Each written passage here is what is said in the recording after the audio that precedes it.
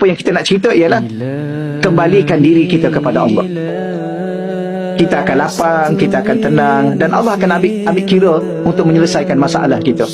Tapi kalau selama mana kita tak kembali pada Allah, kita duduk sibuk dengan diri kita, kita cari punca masalah daripada diri kita, atau lagi punca masalah daripada orang lain. Kenapa saya macam ni? Ni orang ni lah buat saya macam ni. Ni orang ni lah buat begini, ni orang ni buat begini. Akhir sekali tak ke mana hidup kita. Allah ni kalau dia nak buat sesuatu kat atas kita, dia akan buat. Dia tak peduli kita pun. Dia Tuhan. Kalau kita nak tunjuk kemampuan kita, setakat mana sangat kemampuan kita untuk kita berdepan dengan apa yang kita hadapi. Bawa balik dulu diri kita pada Allah. Ambil wuduk, solat, sujud pada Allah, baca Quran, tenangkan hati dulu, kemudian minta bantuan Allah dengan berdoa. Ya, angkat tangan. Kalau ambil wuduk, solat apa? Tak kira lah nak solat apa. Solat duha ke, solat witir ke, tengok pada waktu-waktu yang sesuai. Paling-paling pun solat hajat. Angkat tangan pada Allah, bagi tahu pada Allah, ya Allah, aku ada masalah ini, ya Allah, 1, 2, 3, 4, tolonglah ya Allah, tunjuk jalan keluar ya Allah. Kalau masalah, ya tolong tunjuk jalan penyelesaian. Jangan buat tindakan-tindakan yang menyebabkan Allah juga murka pada kita.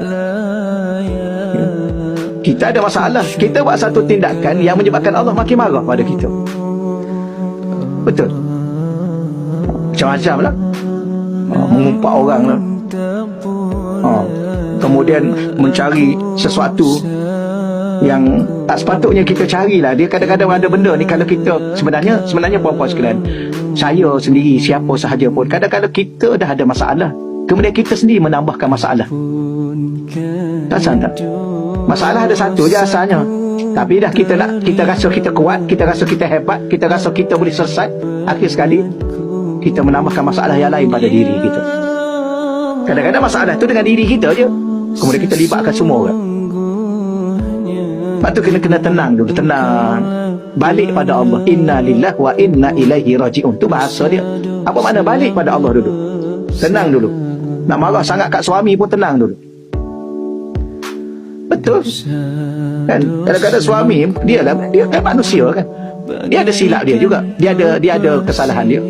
Nak marah, nak ambil kayu ketuk dulu. Contoh tak kena gaya masuk hospital dia, kita juga yang kena tunggu dia kat situ. Contoh ni. Jadi kadang-kadang kita buat sesuatu yang kita sendiri akan menanggung sesuatu itu. Jadi tenang dulu, ambil wuduk, solat hajat, solat istikharah, solat apa pun yang kita nak solat, baca dulu tenang. Okey, mengadu pada Allah. Tahulah Allah buat apa. Kadang-kadang Allah ambil perhatian terhadap kita.